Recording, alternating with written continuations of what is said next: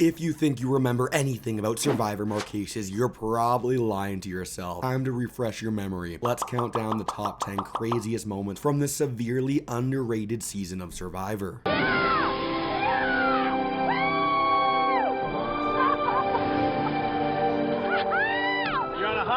At number 10, we have the pitiful kite challenge. Survivor Marquesas, the season where the challenges felt like they were pulled from a last-minute brainstorming session at a kid's birthday party. And the most embarrassing of them all, the infamous kite flying reward challenge. Yes, kite flying. Imagine surviving on a tropical island, starving, exhausted, and dreaming of $1 million, only to be told, hey guys, today you're gonna go outside and play with kites. This wasn't a real challenge, it was an afterthought. And you're gonna eat.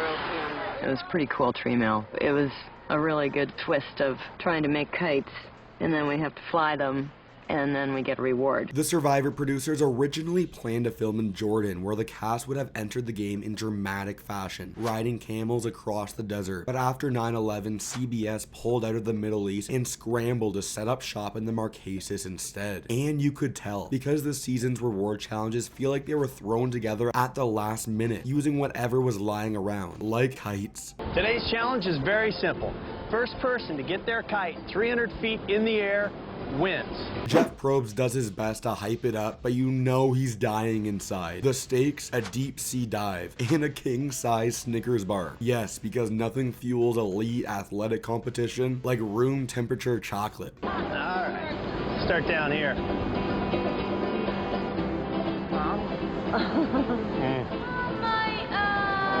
Then the challenge begins, and it's exactly as ridiculous as you'd expect. String tangles, kites plummet to the ground, Sean can't even get his in the air. Pascal looks like he just realized what he signed up for. Sean, you're getting nowhere fast, buddy. Pascal, what are you doing? Kathy somehow manages to win. A woman who once boiled her drinking water is now the proud owner of a Snickers bar and a snorkeling trip. The rest left standing in the sand contemplating their life choices.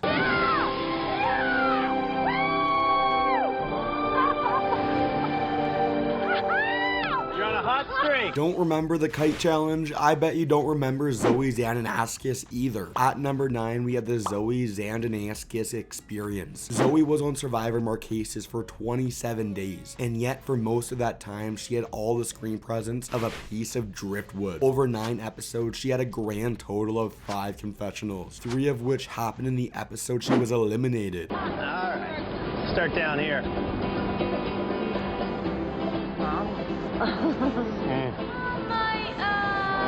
But the lack of screen time wasn't because she was boring, far from it. Zoe was, in fact, one of the weirdest people to ever play Survivor. It's just that, for some reason, the editors decided to bury her personality beneath the sand dunes of the Marquesas. Let's take a moment to appreciate who Zoe actually was. She was a commercial fisherman, a charter boat captain. She was also an open water certified scuba diver, a motorcycle enthusiast, and just for fun, she was working on getting her private helicopter license. I'm here to win. I'm here to be the final survivor. And if I had to say something to someone and do something exactly opposite.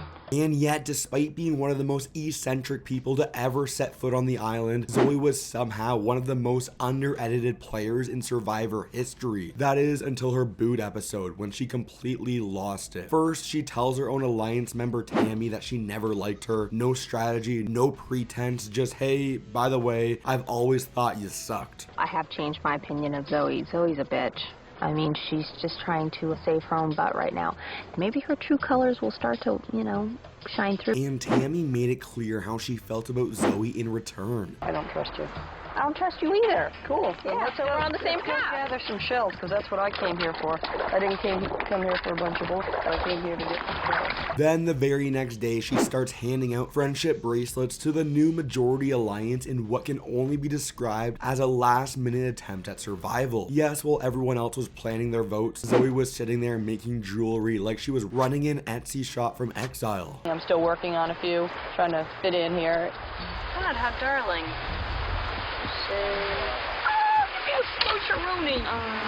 The best part, it didn't work. Tammy immediately clocks what's going on. It's so fake, and it's so apparent that she's being fake. I just don't understand how it's not apparent to everybody else. Neleh, who was on the original Rotu tribe with Zoe, later revealed in an interview that nobody kept in touch with her after the game, which honestly is funny enough on its own. But then Neleh dropped the real bombshell. Because Zoe, the woman who spent weeks blending into the scenery like a Survivor-themed Where's Waldo game, apparently mailed everyone a nude calendar of herself. And just like that, Zoe exited Survivor in the exact same way she played it. Confusingly, awkwardly, and with absolutely no one on her side. Zoe, tribe has spoken.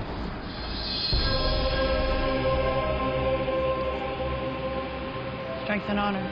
It's time for you to go. But don't worry, Zoe wasn't bitter. She left with her head held high, sticking to her mantra. Zoe is, she's leaving. That's that, I guess. Sweet dreams to all. Some people leave with a one-way ticket to exile from their entire cast. Looking at you, Zoe. Some people leave with friends for life. At number 8, we have Sean and Pascal's friendship. Sometimes relationships start out rocky, and to look and see where we ended up, man, the sky's the limit for all of us. For every forgotten player, there's an unlikely friendship that makes Survivor magic. Enter Sean Rector and Pascal English, a duo that somehow became one of the most heartwarming pairs in the show's history. Pascal, a southern judge from Georgia, Sean, a teacher from Harlem. On paper, they had zero in common, but after winning a coconut juice challenge, they found themselves on an unforgettable helicopter ride, horseback adventure, and Marquesan feast. Oh, gosh, he's fighting him! Oh my God! Oh, look, no! Come off, Okay, come in here and let's go. Pascal was grinning like a kid on Christmas morning. Sean, not so much. He bounced in the saddle like he was in a losing fight with gravity. Wait, my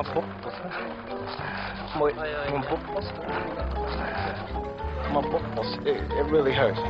Oh my God. Eventually, he loosened up, cracked some jokes, and sang his way through the rest of the ride. When they arrived at their beachside feast, they were greeted by Marquesan women, given coconut drinks, and finally had a moment to reflect. Who knew that a little black boy from Harlem would be here with a judge? Southern white judge from Georgia. Dig the fate in that, the iron. Pascal, genuinely moved, delivered one of the best confessionals of the season.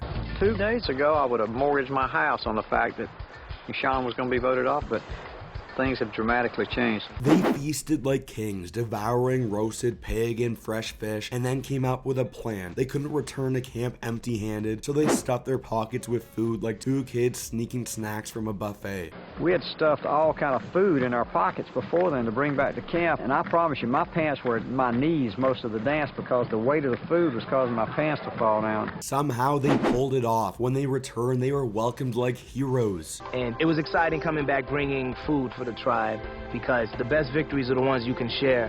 Pascal, I'm so proud of you that you smuggled. You're the best. Sean and Pascal started the game on opposite sides, but this reward cemented their genuine friendship. Before we head into our number 7 craziest moment of Survivor Marquesas, I need your help. That's right, you. Here's your chance to help me finally settle the score and pass the Russell that sucks in subscribers. So make sure to like this video, subscribe to Russell Muscle TV so you can be there for the exact moment we become the superior Russell. It's Russell Hance. Give me a break. At number 7 on our list, we have the morning news show. Day 4 on Survivor Marquesas, and the Mariano tribe is already getting bodied in challenges, but despite the looming reality that they are in fact a complete disaster, they at least know how to have a good time. Enter the Mariano Morning News, an impromptu island talk show hosted by Sean Rector that turns the beach into the most low-budget morning show imaginable. Let's get a weather report. Somebody turn on the weather station. Got today's weather report, Hunter? Hold on, let me turn to the station. Go on now. It's a masterpiece. Sean is the charismatic host, Hunter delivers the weather like a local news anchor, and Rob, who would rather be anywhere else, mumbles through the food segment. Every day with the morning show, Sean runs the show. I'm in charge of the food portion. What's on today's food review, Rob? Well, today we're going to be starting off with blueberry pancakes. It's the kind of genuine, goofy camp life moment that Survivor has lost over the years, back when contestants had nothing to do all day except mess around. The morning show is basically our break from the day. Rob, who thrives in an environment of sarcasm and mild contempt, begrudgingly admits this was a great way to start the day. Toiling world of surviving here in the Marquesas. It was all fun and games until they had to do an actual challenge, at which point this tribe resumed its regularly scheduled programming, losing. Offering 7 starving adults a piece of candy out of your mouth. Keep your mint candy, man. You know, that's like saying, anybody wanted this piece of doo-doo? There are survivor moments that are tone deaf. Then there's our number 6 entry, Neleh Dennis offering her starving tribe mate a chewed up mint from her own mouth. By day 28, the Salantu merged tribe was skeletal, miserable, and surviving on coconut flavored suffering. Enter Pascal, who won a luxury cruise ship reward, hot showers, a feast, a bed with actual sheets, and in a move that shocked no one, he picked his pet Mormon Neleh over Vecepia, who you know was actually having a birthday that day. While their tribe mates spent another night marinating in their own filth, Pascal and Neleh stuffed themselves with steak, fresh bread, and creme brulee. They tipped $200 of Probst's imaginary money and slept in a real bed. While back at camp, the others were hallucinating about licking a grain of sugar off a rock. Then Neleh came back and made it worse. She would not shut up about how clean she was. She described every single bite of the meal to the people actively dying of hunger in front of her. And then, for the grand finale, she pulled a half-dissolved mint out of her mouth and offered it to her tribe. All I have left to share is this mint that I shoved in my mouth really fast. So if everybody wants to take a little nibble. I'm okay, sweetheart. No, you guys, it's good. The reaction was pure revulsion. Offering 7 starving adults a piece of candy out of your mouth. Keep your mint candy, man. You know, that's like saying, anybody wanted this piece of doo-doo? Absolutely no one took the mint, not even Pascal. Nobody wants it. You just pop it, Jeff.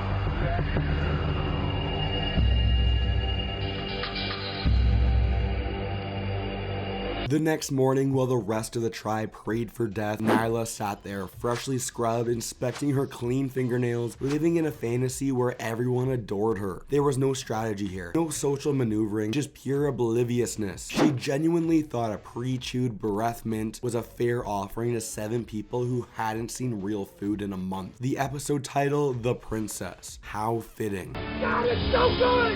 God, it's good! God!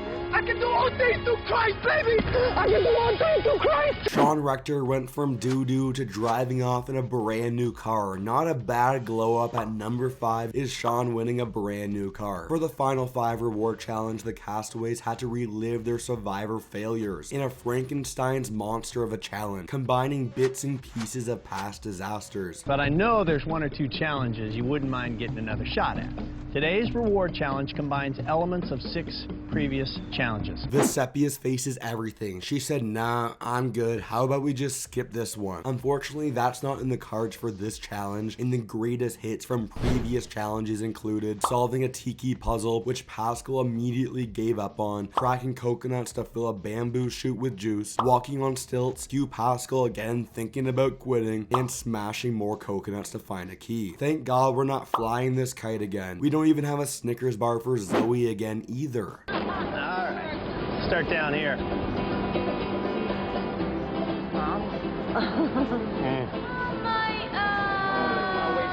The grand prize for subjecting yourself once more to these whack challenges, a brand new Saturn VUE. This was a big deal back in 2002, where an SUV was the closest thing to winning an actual spaceship. The challenge started out fine. Vecepia and Neleh jumped ahead while Sean trailed behind. But suddenly Sean snapped. He destroyed the stilt portion, flew through the slingshot round, and left everyone in the Marquesas in dust. He cracked the final tile, the sand poured down, and Jeff declared him the winner. And then carnage. Sean went full gospel choir, arms flailing, voice booming. He ran in circles screaming, God, it's so good!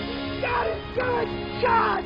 I can do all things through Christ, baby! I can do all things through Christ! And Jeff was on the receiving end of this religious celebration, smiling through the pain until he shoves Sean off of him. Jesus Christ!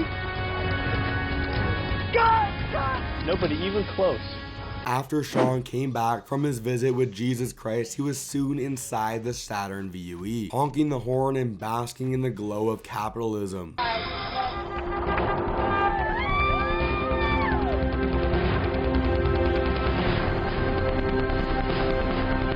Back at camp, Sean probably knew what was coming. The cart curse had claimed Colby and Lex before him. He tried to rally, but Pascal and Neleh had the game locked down tighter than a retirement home's bingo schedule. Sure enough, that night he got crushed in a 3-2 vote. Sean, need to bring me a torch.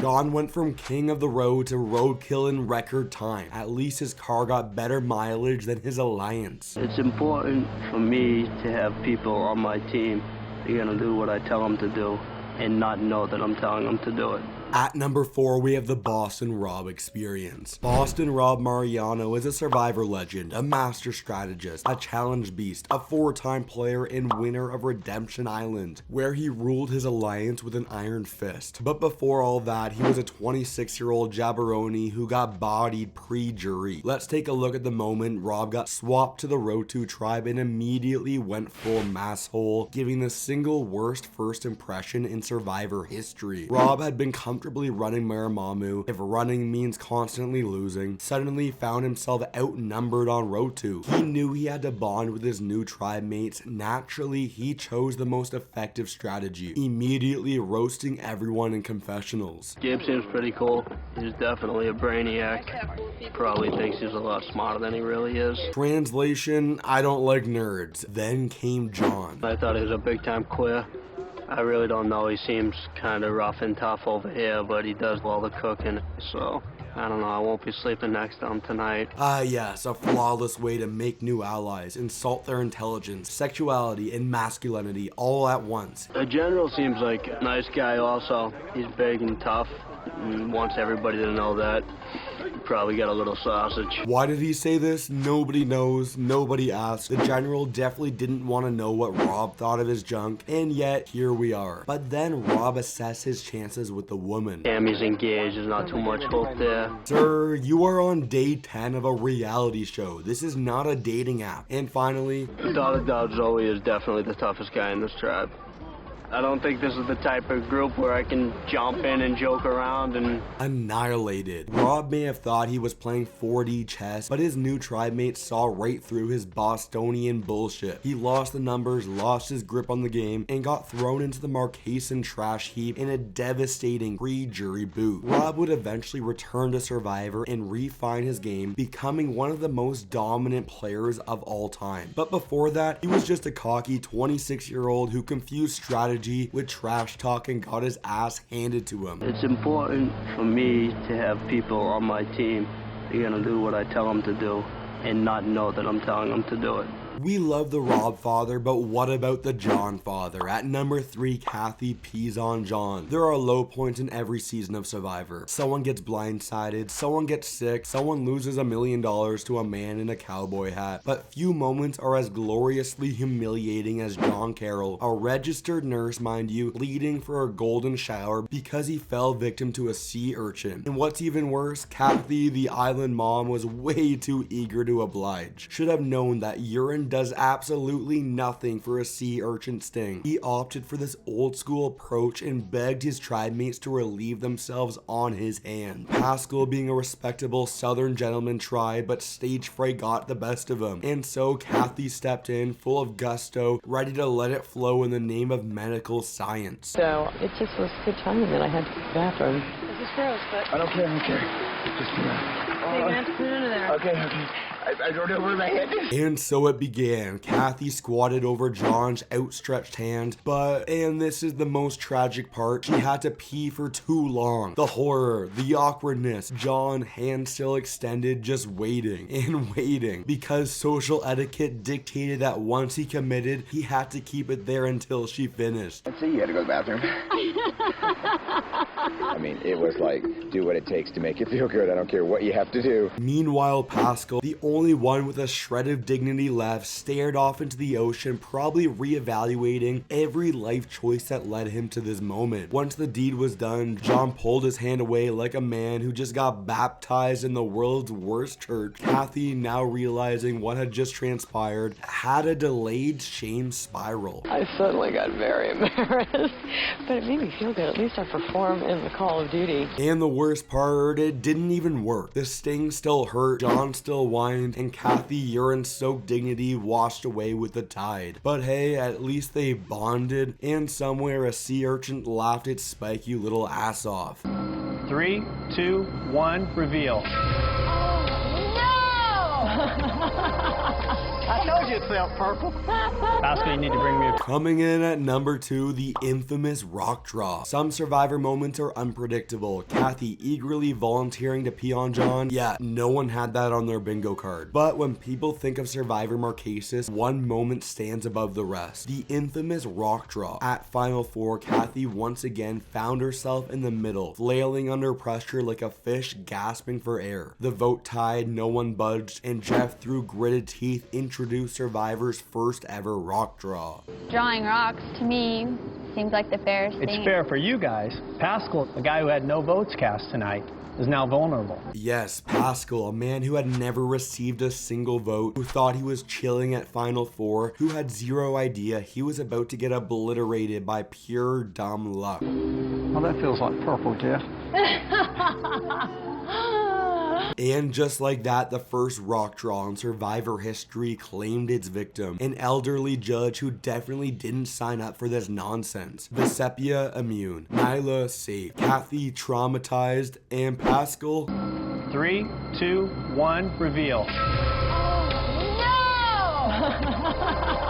I told you it felt purple. Pascal, you need to bring me a... Packing his bags, wondering how the hell he just lost to a magic rock. The number 1 craziest moment of Survivor Marquesas is John Carroll's elimination. Pascal's rock draw elimination may have been shocking, but John's blindside, that was satisfying. See, John thought he had the game locked down. He and his Rotu 4 crownies strutted around camp like they were Survivor royalty, cutting down their enemies' coconuts at the immunity challenge like a twisted medieval execution. At the challenge, there was quite a bit of cockiness with Tammy, Zoe, Big Rob, and John. John even had the audacity to blow a kiss to Sean before slicing his rope, as if he were the Godfather. Sean. I got that, baby. Right here. And just like that, King John thought he had everything made. All right, Sean, you're the first casualty. You can take your box. Have a seat right over here in the viewing area. But don't worry, John insists that none of this was personal. Where we understand that we're playing the game and nothing is meant seriously. We have no hard feelings toward each other at all. Right. John fully expected to waltz into tribal, vote out Sean, and return to camp to continue basking in his own delusions of grandeur. Except Pascal, Neleh, and Kathy weren't as loyal as he thought. Turns out, watching your quote-unquote allies openly show that you're expendable makes you reconsider some things. This challenge and the order in which people got chopped changed the entire game. Me and you are going to get anywhere towards the end. We have to do this. Well, we would be fools not to. I'm not going to go out 5th or 6th. We work too hard. Don't let this little Mormon girl fool you. She's been doing more than just sucking on a mint. John, the tribe has spoken. Okie doke. And with that, the Rotu 4 finally got a reality check. Votes came in at Tribal Council. John's smug expression melted into pure panic. Anyway, don't draw the purple rock. Make sure to click right here for the top 10 craziest moments of Survivor Thailand. It's a Russell Muscle guarantee. This video is better than the actual season.